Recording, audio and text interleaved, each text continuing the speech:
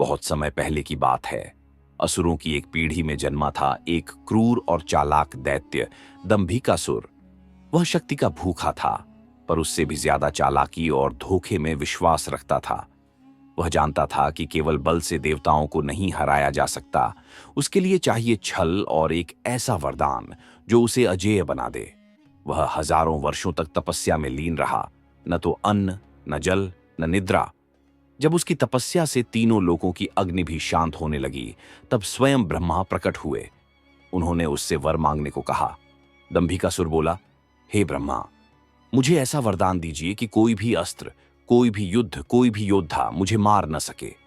मैं अमर रहूं, पर केवल मेरी माया से ही नहीं, बल्कि लोगों के मन से भी अजेय बन जाऊं। ब्रह्मा कुछ क्षण चुप रहे, फिर बोले, जो भी व्यक्ति तुझ पर क्रोध या प्रतिशोध की भावना से हमला करेगा, वह तुझे नहीं मार सकेगा, बल्कि तेरी माया में फंसकर पत्थर बन जाएगा। तुझे केवल वही मार सकता है जो न तो तुझसे नफरत करता हो, न ही क्रोध में हो, बस धर्म और न्याय के लिए लड़े। और इस प्रकार दंभिकासुर को मिला एक रहस्यमय और खतरनाक वरदान।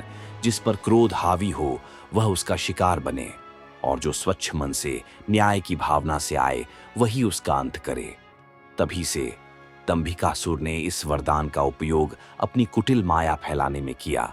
वह वीरों को गुस्सा दिलाता, उन्हें अपने ऊपर वार करने के लिए उकसाता, और जैसे ही वे हमला करते, पत्थर बन जाते। वर्षों तक लखन, महेंद्र जैसे न जाने कितने वीर इस माया का शिकार बने। कोई उसका कुछ न कर सका, क्योंकि सब बदले की भावना से लड़ते रहे। लेकिन फिर आया राजा विक्रमादित्य, जिसने न सिर्फ उसकी माया को समझा, बल्कि बिना क्रोध, केवल धर्म और प्रजा की रक्षा के लिए उसके सामने खड़ा हुआ।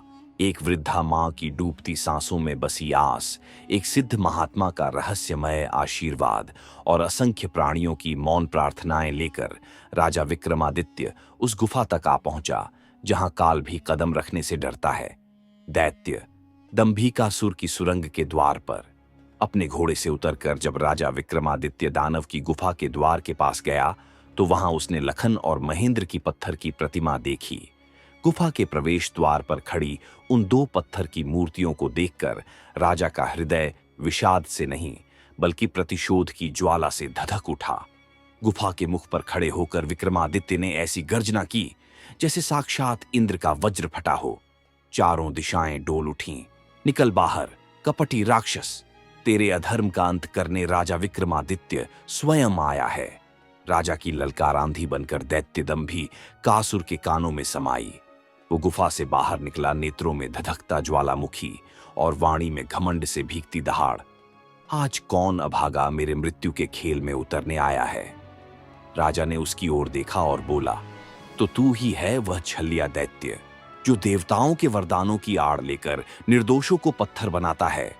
तेरी लीला अब समाप्त होने को है।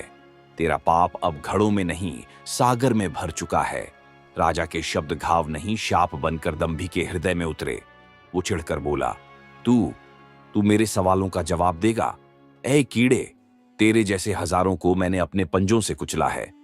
पर राक्षस की गरज में अब वह शुद्ध आत्मविश्वास नहीं था, बल्कि डर का छुपा कंपन था। विक्रमादित्य ने शांत स्वर में कहा, मैं तेरे उकसावे में आकर तुझ पर वार करने वालों में नहीं। तेरा हर माया मुझे झांत है। अब अपने साथ प्रश्न पूछ, क्योंकि तेरा समय अब सांसों में नहीं, क्षणों में गिना जा चुका है। इतना कहते ही राजा ने अपने 4 रहस्यमय वीरों को पुकारा। क्षण भर में चारों दिशाओं से गूंज उठी एक अदृश्य शक्ति की उपस्थिति, और अगले ही पल 4 महासेनानी विशाल रूप में प्रकट हो गए। दैत्य दंभिकासुर ठिठक गया। उसकी आंखों में पहली बार डर ने दस्तक दी। राजा ने चुटकी बजाई और वे चारों योद्धा अचानक हवा में विलीन हो गए, मानो कभी थे ही नहीं। विक्रमादित्य बोले, अगर अब तक तूने मेरी शक्ति का केवल एक छाया देखी है, तो कल्पना कर कि मैं क्या कर सकता हूं।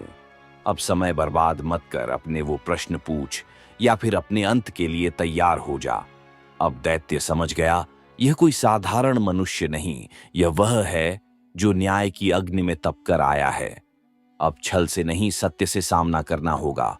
और वह अपनी पहली रहस्यमयी गुत्थी सुनाने लगा।